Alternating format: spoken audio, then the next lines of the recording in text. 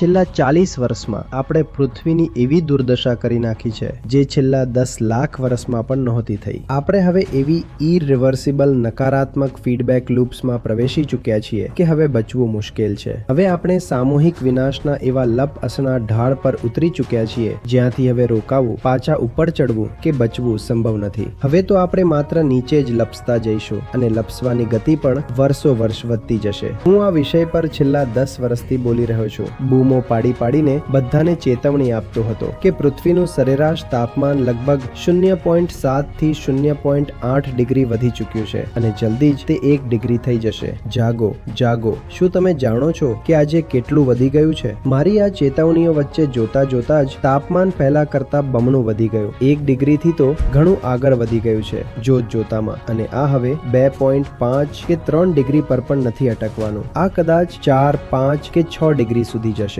6 ડિગ્રીનો અર્થ એ છે કે પૃથ્વી પર એક પણ જીવ નહીં બચે. ઓછામાં ઓછો માણસ તો નહીં જ બચે. આપણે મહાપ્રલયમાં સંપૂર્ણપણે પ્રવેશી ચૂક્યા છીએ.